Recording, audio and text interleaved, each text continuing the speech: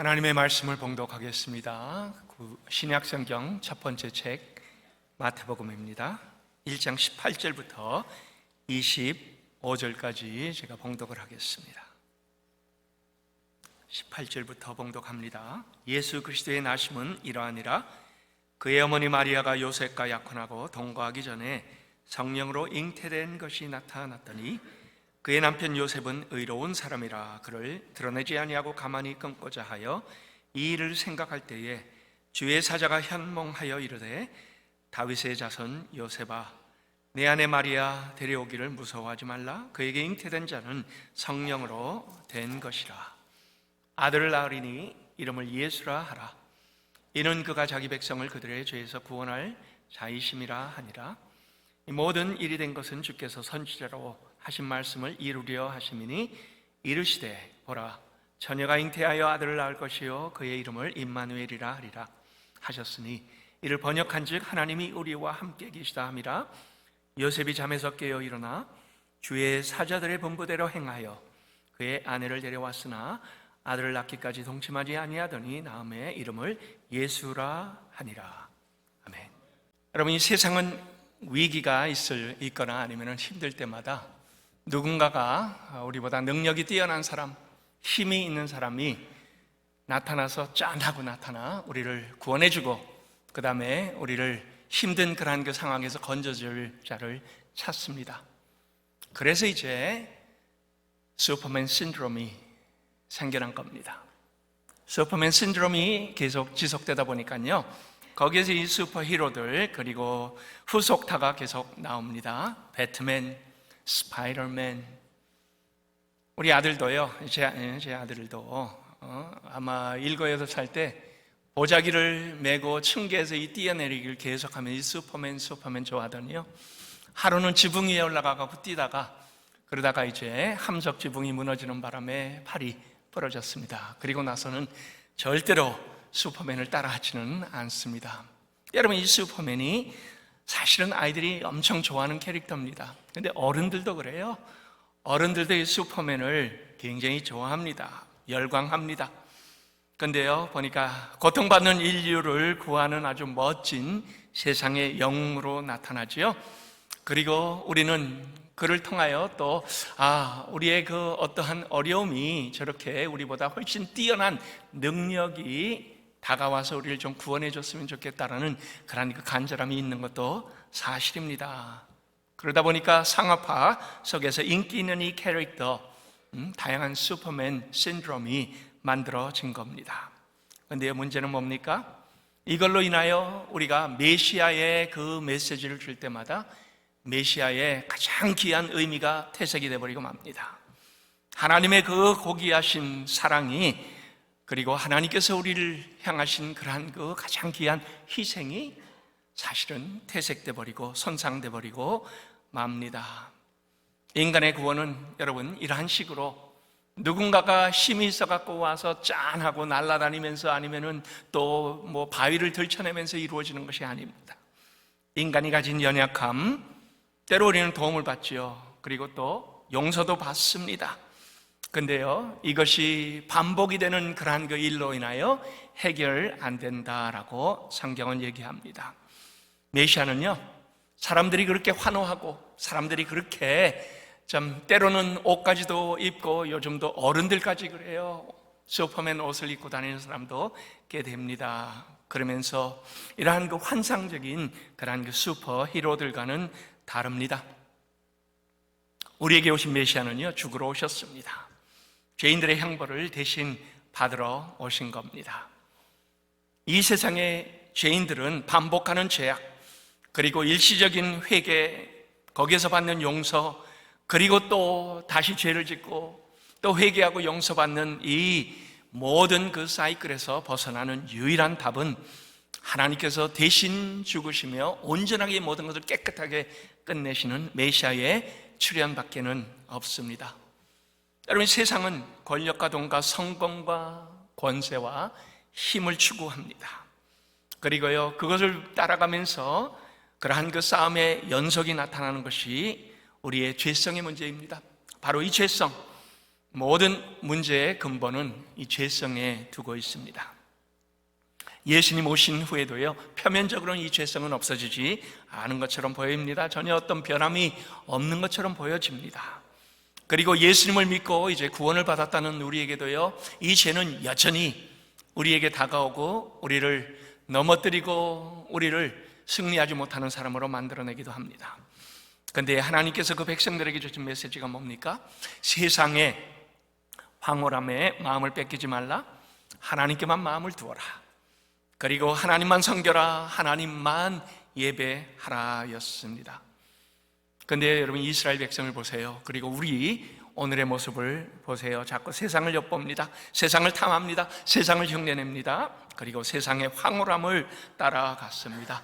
구약에 보니까 하나님께서는 그러한 이스라엘에게 하나님께서 리폼을 주셨습니다. 주변 국가들을 사용하셔서 그들에게 어려움을 주시고 그 어려움이 결국 그들을 회개하게 하고 그 다음에 하나님께 다시 돌아오게 하는 그러한 일들을 만들어냈습니다. 여러분, 리폼이 뭡니까? 리폼은 그 형태를 다시 만들어낸다라는 그런 그 얘기지요. 우리말로 개혁입니다.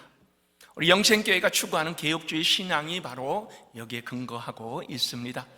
개혁, 즉 가톨릭 교회의 성경과 상관없는 인간적인 그러한 그 모습 속에서 종교적인 형태를 만들어낸 그것을 개혁해서 말씀으로 돌아가자, 하나님께 돌아가자, 하나님의 영광만을 추구하자라는 것이 바로 개혁입니다.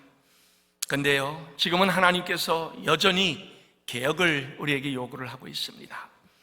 여전히 하나님은 우리에게 리폼을 하고 계시다라는 거죠. 이것은 그냥 변화만을 위한 변화가 아닙니다. 어두운 사회의 빛의 역할을 감당하기 위하여 바른 진리의 말씀을 세상에 비추는 그러한 리폼을 하나님은 우리에게 요구를 하고 있습니다. 그런데 이 리폼은요, 말씀의 뿌리가 박혀 그 다음에 이 세상의 변화를 우리가 보면서 말씀을 통하여 세상의 바른 진리를 외치는 것이 바로 리폼입니다. 전통에 얽매이지 않는 겁니다. 그리고 말씀에 기초한 변화를 거부하는 순간 젊은 세대는 우리를 외면하게 될 거고요, 그 다음에 교회는 도태하게 될 겁니다. 우리는 계속 리폼을 해야만 합니다. 구약에서 하나님의 백성들이 여호와께 돌아오게 하기 위해서 하나님은 포로 생활로 그들을 몰아 넣으셨습니다. 왜요? 회개할 기회를 주시기 위해서. 그래서 하나님의 리폼의 방법이었습니다. 근데 리폼된 하나님의 자녀들이요, 어떻게 됩니까? 잠시 돌아왔다가 다시 그들은 온전하게 변화가 되지 아니었기 때문에 다시 죄악으로 돌아갑니다. 이 일이 계속 반복됩니다. 연약함 때문에 현실적인 그 죄의 문제가 여실하게 드러나는 거죠. 자, 근데 하나님께서 거기에 대해서는 해답이 없이 그냥 계속 그것만 반복하실까요? 그건 아닙니다. 하나님은 일찌감치 이러한 그 인간의 죄성에 대하여 답을 가지고 계셨습니다.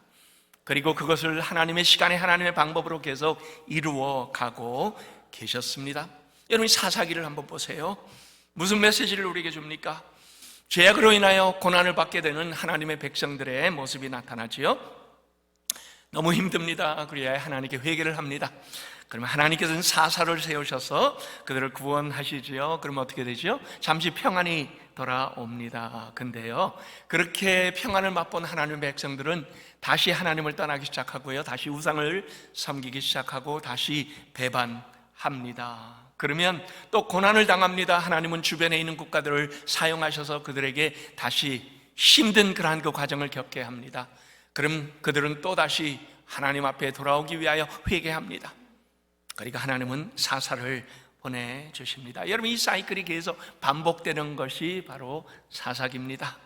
그런데 여기에서 하나님은 궁극적인 메시지를 우리에게 주십니다. 무엇입니까? 하나님께서 언약하신 대로 다시 우리와는 이 죄악에 들어가 그 또다시 겪는 그러한 그 사이클을 벗어나게 해주시겠다. 그리고 새 언약을 허락해 주시겠다라는 겁니다.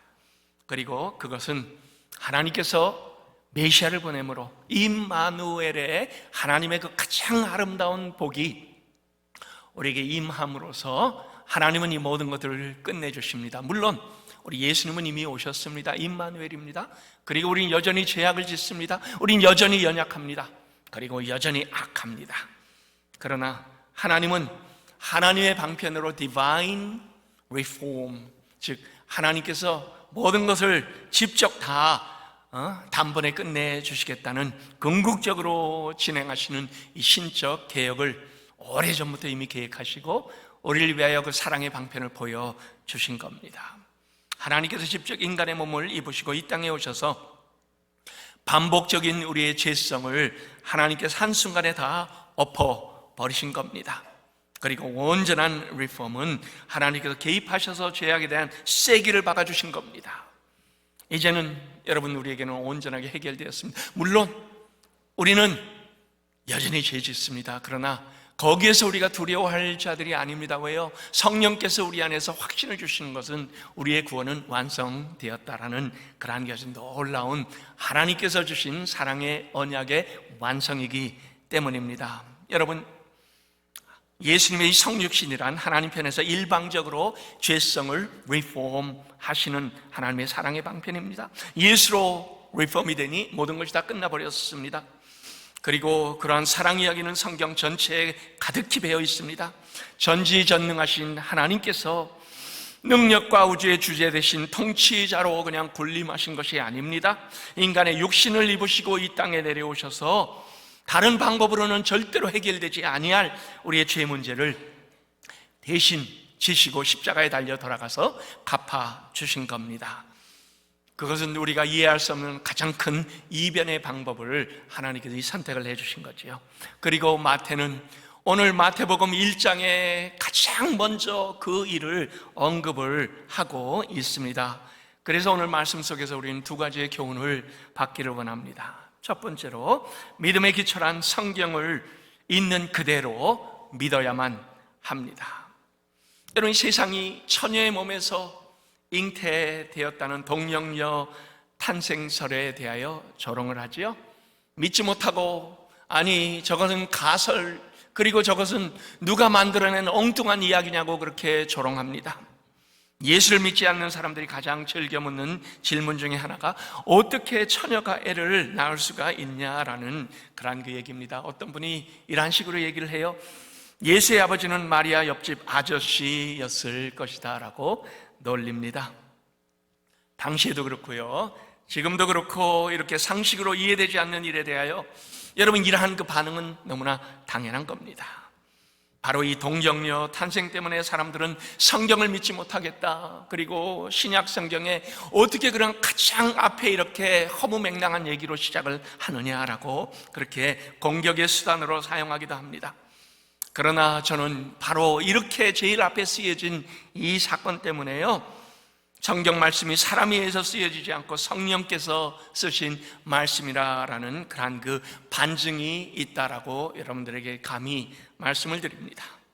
사람이 썼다면 누가 봐도 믿을 만한 이야기, 누가 읽어도 수긍할 만한 이야기로 책의 서문에 시작을 했을 텐데요, 그러나 우리가 오늘 책을 보니까 성령께서 마태를 사용하셔서 쓰신 하나님께서 주신 약속이기 때문에요, 누구나 비웃을 만한 이 이야기가 사실 책에 가장 먼저 서문에 나와 있습니다. 여러분, 이 중요한 사실은요, 바로 이 임마누엘 대신 그러한 그 동정녀 탄생설은 어느 날 갑자기 하나님께서 이 처녀의 몸을 통하여 하나님을 이 땅에 보내시는 그러한 그 얘기를 써내려 가신 것이 아니다라는 거죠. 이미 처음에 아담이 범죄하여 하나님으로부터 쫓겨나는 그 중요한 순간에 하나님은 처녀의 몸에서, 여자의 몸에서 하면서 이 사실에 대하여 예언을 하셨다라는 겁니다. 그리고 예수님이 태어나기 700년 전에 이사야 선지자의 글 속에서도 또다시 이 예언은 등장을 합니다. 이사야 7장 14절이지요. 그러므로 주께서 친히 징조를 너에게 주실 것이라. 보라, 처녀가 잉태하여 아들을 낳을 것이니 그 이름을 임마누엘이라 하라라고 되어 있습니다. 메시아의 오심을 말하는 이사야는 처녀의 몸에서 태어날 것이라는 것을 분명하게 예언했습니다. 그리고 이것은 하나님께서 이미 오래전부터 계획하신 하나님의 계획 속에 들어있는 것을 우리에게 알려주고 있습니다. 성도 여러분, 우리 조금 전에 예배 때 여러분 다 신앙을 고백했습니다. 사도신경에 이렇게 들어있지요. 성령으로 잉태하여 동정녀 마리에게 나시고. 여러분, 예배 때요, 여러분 거짓말하면 안 됩니다. 아니면요 그냥 습관적으로 생각 없이 아무런 그러한 그 마음의 고백이 아닌 그러한 그 옛날에 외워둔 거 그냥 외워 얘기하듯이 하면 안 됩니다. 우리의 신앙의 고백은 마음속에서부터 나와야 됩니다. 선교지에서 신앙 고백을 하면서 눈물을 뚝뚝 흘리는 그러한 그분들이 많이 있습니다. 예전에 제가 이 중국 가정교회 지도자를 가르치러 갔는데요, 클래스 시작하기 전마다 사도신경을 눈물로 외우면서 시작을 합니다. 하나님, 이것이 우리의 하나님을 향한 믿음의 고백입니다. 이제는 여한이 없습니다. 공안이 와서 우리를 잡아가더라도 그러나 이 신앙 때문에 우리는 살아갑니다. 그러한 그 귀한 고백을 드리는 사람을 보게 됩니다. 여러분, 우리가 하나님 안에서 아무리 이 고백을 한다 하더라도 믿지 않고 드리는 고백이라면요, 여러분의 신앙은 다 무너져 내리는 겁니다. 우리가 믿지 않으면 모든 것은 다 그냥 끝나버립니다. 그러나 우리가 믿는다면 그 믿음은 우리의 신앙의 기초가 되는 겁니다. 만약 집을 짓는데요, 기초공사가 부실하면 어떻게 됩니까? 그 위에 지어진 집은 언젠가는 무너져 내리지요. 아무리 큰 집을 지어도 다 무너져 내립니다. 만일 여러분이 안 믿어져 그냥 넘어가지 이렇게 하면 안 돼요. 언젠가는 믿어지겠지. 여러분, 그렇지 않습니다. 이것은 믿음의 핵심입니다. 바로 이것부터 우리가 시작을 해야 됩니다. 그리고 약혼은 했지만 남자를 모르는 상태에서 임신이 되었다? 여러분, 당연히 이론적으로 불가능한 얘기지요. 당연히 상식적으로도 이해가 안 됩니다. 근데 이것을 여러분 어떻게 믿나 그러면 안 돼요. 왜요? 왜 못 믿습니까? 여러분이 하나님에 대하여 불분명하기 때문에 믿지 못하는 겁니다. 하나님이 전능자라는 것을 망각했기 때문에 여러분이 이것을 못 믿겠다라고 하는 겁니다. 아니면 여러분이 애초부터 하나님에 대한 믿음이 없었기 때문에 이것을 못 믿는 겁니다. 하나님은 무에서 유를 창조하신 분입니다. 그리고 우리를 지으시고 우리에게 생명을 부여하신 분입니다. 그리고 우리를 통하여 하나님의 놀라운 역사를 지금도 써내려가시는 분입니다. 그래서 살아있는 믿음이란 말씀을 있는 그대로 믿고 또 그것을 따르고 그것을 순종하는 것이 하나님께서 우리에게 요구하시는 살아있는 믿음이 됩니다. 자, 그러면요, 우리가 질문을 하겠습니다. 왜 예수님이 굳이 처녀의 몸에서 나와야만 하는 것일까요? 여러분, 그것은요, 죄는 유전이 되기 때문이죠. 하나님을 거역했던 첫 아담의 죄는요, 그 다음에 태어난 모든 이 땅에 있는 아담은 영어로 mankind입니다. 아담으로 시작하여 태어난 모든 사람에게는 이 죄는 계속 유전이 되었습니다.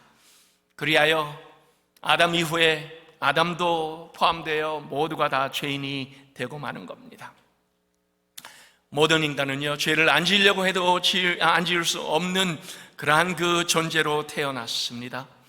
그런데 예수님은 우리의 죄를 대신하기 위하여 이 땅에 오신 분입니다. 죄인을 구원하기 위해서는 죄인들의 죄를 대신 짊어져야 하는데요, 그러나 하나님은 죄가 없는 제물을 원하셨습니다. 구약에 보세요. 하나님은 대속제물을 온전하고 완벽한 그러한 그 제물로 특별히 선별한 제물을 받으시기를 원했습니다. 왜요? 그래야만 그 죄를 대속하는 대속 제물로 쓰임받을 수가 있었기 때문입니다. 그래서 인간의 방식으로 만약에 예수님께서 태어났다면 죄가 이어지기 때문에 하나님은 처녀의 몸에서 성령으로 잉태되어 이 땅에 오셔야만 했습니다.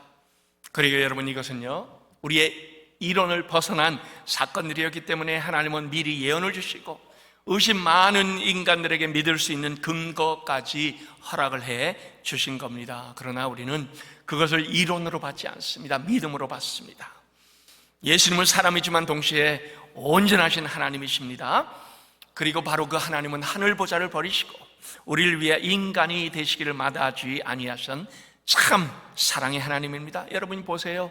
세상에 어떤 철학이나 어떤 종교나 아니면은 어떠한 세상의 그 이론적인 그러한 그 방식으로 사람들에게 이끌어드리는 그 모든 것들이 흉내낼 수 없는 가장 고귀한 사랑, 그리고 하나님께서 진행하시는 이 구원 스토리는 우리는 다른 데서 어디서도 찾아볼 수가 없는 겁니다. 하나님의 은혜, 그냥 거저 주시는 하나님의 사랑의 스토리가 바로 이 성경 안에 다분히 들어있습니다.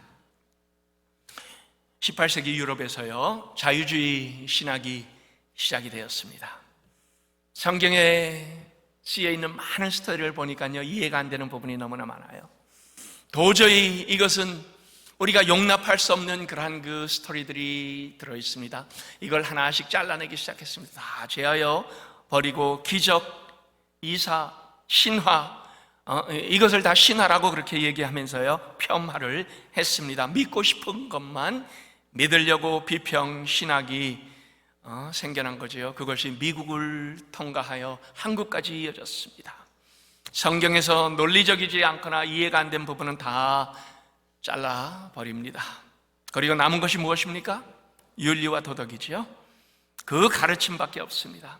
근데요, 정작 우리가 믿어야 되고 마음에 담아야 될 신앙은 저버리고요, 동등한 사회, 차별 없는 삶, 이런 것들을 주장을 합니다.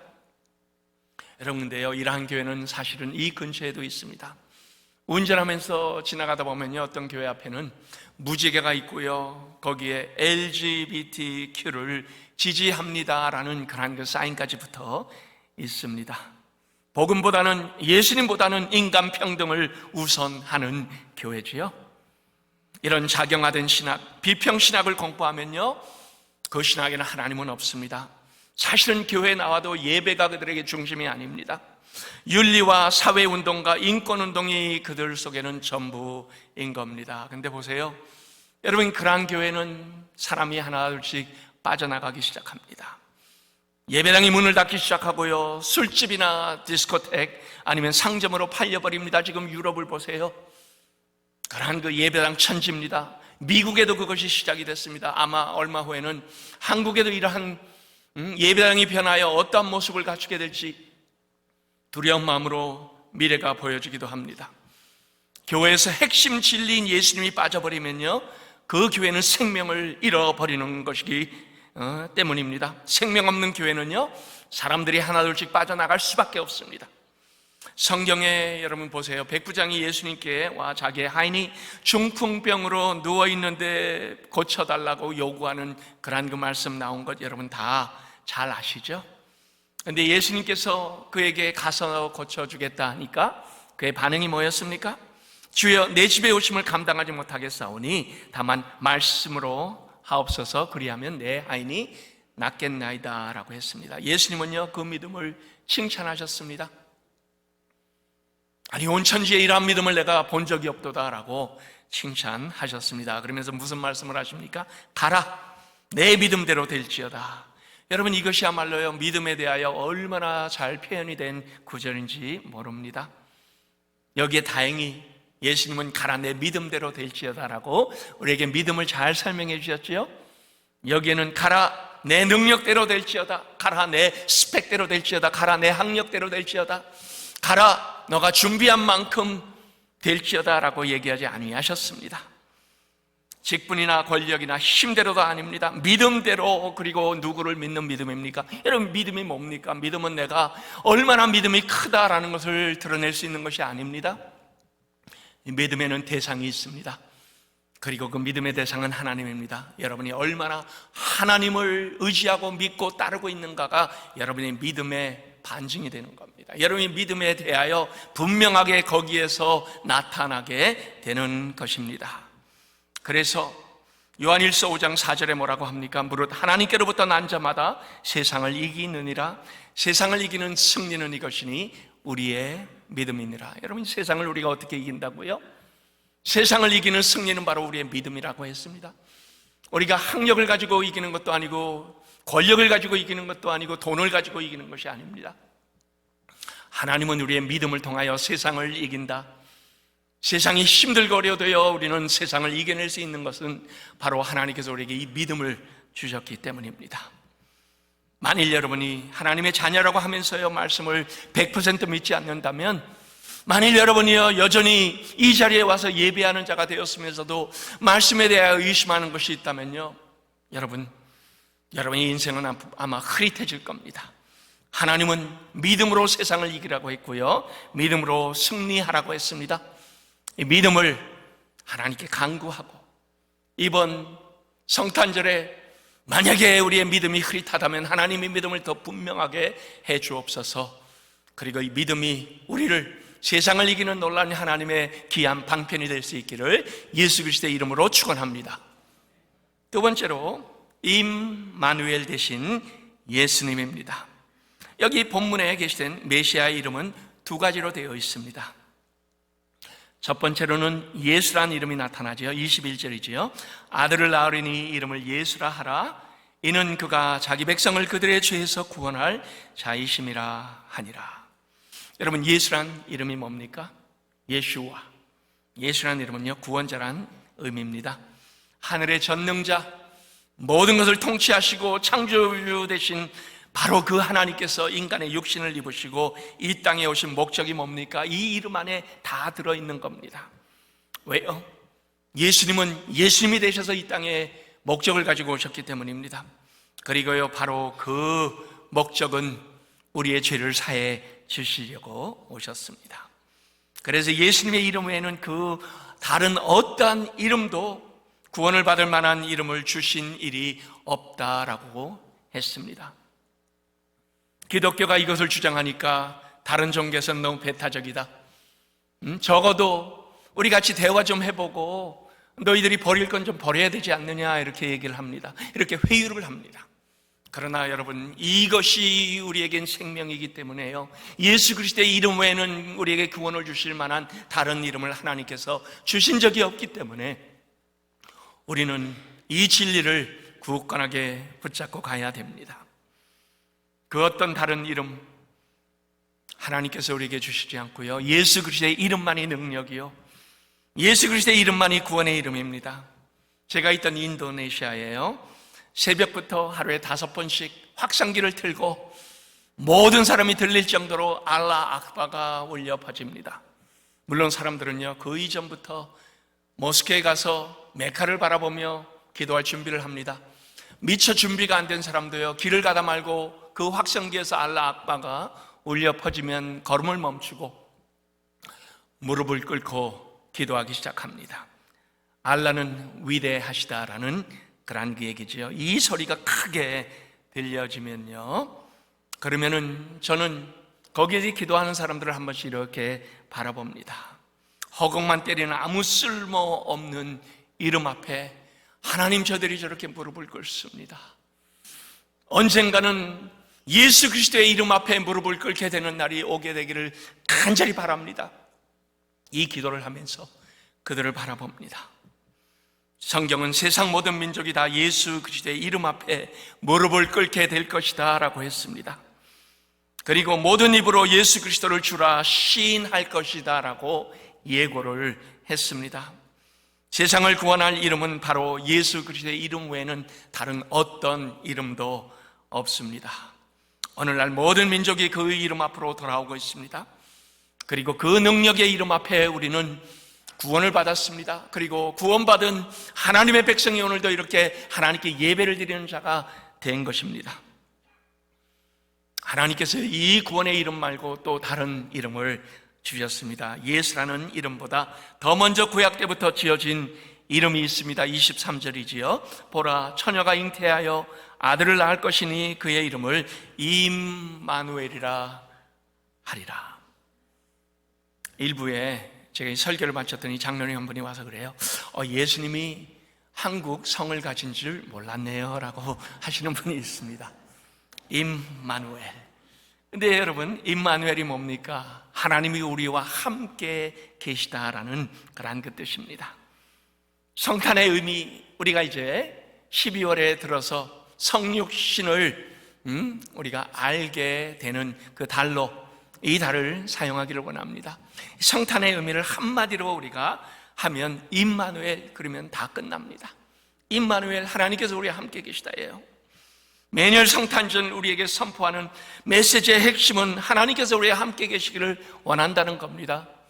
아니, 하나님은 우리와 함께 계시기를 원해서 우리를 창조하셨습니다. 동산을 같이 걸으시면서 우리와 귀한 교제를 나눴습니다. 그러나 우리가 하나님을 버리고 떠났지요. 그러나 그 다음부터 하나님은 계속 우리에게 무슨 말씀을 합니까? 내가 이 관계를 다시 회복하겠다. 그리고 하나님은 계속 우리에게 그 관계의 회복에 대한 말씀을 주십니다. 제사를 드리라. 그리고 성막을 만들라. 성전을 지어라. 우리는 하나님께서 우리에게 요구한 그 모든 것들을 했습니다. 근데 여러분, 그 모든 것은 그 자체로 사실은 어떠한 의미가 없습니다. 이것을 예수 그리스도와 연결시킬 때, 그리고 그리스도 안에서 임마누엘 되신 하나님께서 바로 우리에게 다가오시려는, 우리와 함께 하시려는 그러한 그 하나님의 마음을 우리는 그 안에서 보아야만 합니다. 그래서 임마누엘을 알려주시려고 예수 그리스도의 성육신을 보여주시기 위한 암시에 불과했습니다. 예수님께서 임마누엘로 이 땅에 오심으로요, 구약의 모든 것들이 다 완성되었습니다. 그래서 더 이상 우리는 구약의 제사로 돌아가지 않습니다.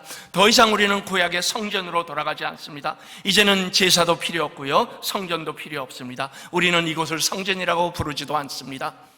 왜요? 이곳은 예배당입니다. 더 이상 우리에게는 성전의 그러한 어떠한 이미지가 필요한 것이 아니기 때문입니다. 죄악으로 가득 찬 이 세상에서 하나님께서 우리와 함께 하신다는 것, 얼마나 귀한 은혜인지 모릅니다. 그리고 하나님께서 우리와 함께 하시는가, 우리 찬양대가 이미 여러분들에게 찬양으로 얘기했습니다. 성령께서 이제 우리 안에 거하시며 우리와 함께 하십니다. 얼마나 복된 은혜인지 모릅니다. 전능하신 하나님께서 우리가 힘들고 어려워도 다시 일어설 수 있는 용기를 줍니다. 주변에 이 사람들이 여러분을 떠나요. 환경적으로 힘들어요. 여러분, 때로는 우리가 재물도 잃고 건강도 잃어도요, 사실은 하나님께서 우리와 함께 계시다라면요, 그것이 문제가 되지 않습니다. 하나님이 나와 함께 계시는 그 자체만으로 충분합니다. 하나님께서 우리와 함께 하신다면요, 모든 것이 회복될 수 있고요, 만약에 회복이 되지 않는다 할지라도요, 온전하신 하나님의 섭리를 믿기 때문에 여전히 순종하며 따라갑니다. 임마누엘은 우리가 고난을 당하는 고난의 자리로 우리 예수님께서 내려오신 겁니다. 예수님의 낮아지심입니다. 지금도 우리가 고난을 당할 때 예수님은 임마누엘로 우리를 찾아오십니다. 눈물과 한숨 짓는 절망 중에도, 때로 칠흑 같은 어둠 속에 있더라도요, 하나님께서 내가 너와 함께 하겠다는 이 귀한 약속이 임마누엘 안에 담겨 있습니다. 그리고 이 귀한 하나님의 약속은요, 우리에게 용기와 힘을 주게 됩니다. 여러분, 조금 아까 우리가 불렀던 찬송 104장, 그리고 뒤이어서 우리 또 호산나 찬양대가 불렀던 귀한 찬양 임마누엘 곧 오소서였지요. 예, 찬송가 104장에 보니까 곧 오소서 임마누엘, 구하소서 이스라엘, 그 포로 생활 고달파 메시아 기다립니다. 기뻐하라 이스라엘, 곧 오시리라. 임마누엘, 이스라엘 백성에게요, 포로 생활 중에 소망과 위로를 주는 노래였습니다. 포로에서부터 귀환이 아니었습니다. 이것은 메시아의 출현을 간절히 소망한 그러한 그 노래였습니다. 오늘날 교회를 우리는 영적인 이스라엘이라 그렇게 부릅니다. 교회는 바로 저와 여러분입니다. 건물이 아니에요. 우리도 임마누엘 예수님으로 인하여 힘을 얻습니다. 여러분, 포로 생활 중에, 우리도 죄로 인하여 포로 생활 중에 우리를 온전하게 구원하시는 바로 임마누엘 예수님 외에는 우리의 소망이 없기 때문입니다. 그래서 우리의 소망을 부르짖는 노래, 고달픈 중에 우리가 소망을 간절하게 바라는 노래가 바로 이겁니다. 우리를 가장 완벽하게 알고 계시는 예수님께서 함께 하신다는 이 약속이야말로 우리에게는 가장 귀한 복이 되는 겁니다. 이 귀한 임마누엘을 누리시는 여러분들 되시기를 바랍니다. 저는 병원에 신방을 가거나 아픈 분들 신방을 가면요, 듣는 공통적인 얘기들이 있습니다. 목사님, 제가 조금 더 나아지고요, 제가 태어나면요, 가장 하고 싶은 것이 교회 가서 마음껏 예배를 드리는 겁니다 라고 얘기합니다. 주일 예배에 나오셔서요, 그냥 목이 터져라고 찬양 좀 해보고 싶고요, 기도하고 눈물로 하나님을 경배하기를 원합니다. 이 소원을 얘기를 합니다. 여러분, 그분들의 예배에 대한 갈망은요, 상상을 초월합니다. 오늘날 이 예배 자리에 간절히 나오고 싶어도 그러지 못하는 분들이 얼마나 많은지 아세요? 성교제에 있을 때도요, 예배 자리에 나와갖고요, 오랜 기간 걸어와서 눈물을 흘려가며 감격의 예배를 드리는 사람들을 저는 너무나 많이 보아왔습니다. 여러분, 이분들의 그 안타까운 심정을 아세요? 누구에게는요, 간절한 소원이 여러분들에게는 오늘날 현실이 되었습니다. 근데요, 이러한 귀한 특권을 받고도 감격하지 않는 분들이 있어요. 여기에 이러한 그 귀한 하나님께서 허락하신 이 놀라운 복을요, 전혀 감격도 없이 소홀히 여기는 분들이 있다면요, 그것은 굉장히 안타까운 겁니다. 예배당에 오셔서 감격의 예배를 드리고 싶어도 그러지 못하는 분들이 있는데, 여러분, 만약에 여러분이 이 예배를 대수롭지 않게 여긴다면요, 나중에 그 대가를 분명히 치르게 될 것입니다. 어떤 때는 저에게 와서 그래요. 목사님, 주일날 아침에 갑자기 급한 일이 생겨갖고 제가 지난주에 못 나갔습니다. 저는 속으로 그냥 생각합니다. 예배보다 더 급한 일이 뭐가 있는가? 마음의 우선권의 문제지. 여러분, 우리의 마음의 우선이 어디 있는가? 하나님은 중심을 보시는 하나님께서 여러분들을 분명히 알고 계십니다. 그 이름 예수, 그 이름 임마누엘, 그 이름에는 회복과 평안이 있습니다. 그리고요, 여러분, 이 임마누엘은요, 우리가 언젠가 천국에 가서 이루어지는 것이 아닙니다. 이 땅을 사는 동안에 우리가 누릴 수 있는 우리의 삶의 현실이 되고, 매일매일 임마누엘을 우리는 하나님과 동행하며 우리의 삶의 승리를 가져오는 하나님의 방편이 되는 겁니다. 결론을 내겠습니다. 이미 많이 들어보셨죠? 호랑이는 가죽을 남기고 사람은 이름을 남긴다라고 합니다. 자기 이름 석자를 남기려고 애쓰는 사람들이 있습니다. 역사 속에 비석도 세우고 아니면 동상도 만들어내고 기념관까지도 만들어냅니다. 내 업적이 이렇다라고 사람들에게 알리려고 하는 그러한 그 사람들이 많이 있습니다. 근데 여러분, 예수님은요, 그 이름을 이 땅에 그냥 남기신 분이 아닙니다. 사람들 내리에 그냥 옛적 인물로 기억되기 위함도 아니었습니다. 예수님은 지금도 여전히 세상에 변화를 주는 그 이름으로, 구원을 이루는 그 기쁨의 이름으로 오늘도 내 이름을 부르는 자는 영생을 얻으리라 라고 했습니다. 바로 예수 그리스도의 이름으로 인하여 우리는 구원을 받습니다. 그 이름에는 새 생명이 담겨집니다. 그 이름이 온 땅에 퍼져갈 때 예배가 없던 곳에 예배가 생겨납니다. 놀라운 변화가 만들어집니다. 피곤한 영혼들이 새 소망을 얻습니다. 그리고 얼마나 많은 영혼들이요, 하나님 안에서 기쁨이 샘솟는 그러한 그 삶을 살아가는지 모릅니다. 예수 온 인류의 소망입니다. 온 인류에게 미친 구원의 좋은 소식입니다. 이 이름 안에 다 담겨져 있습니다. 우리 임마누엘 되신 예수님으로 삶의 가장 귀한 복을 받는 영생의 모든 가족 될 수 있기를 예수 그리스도의 이름으로 축원합니다.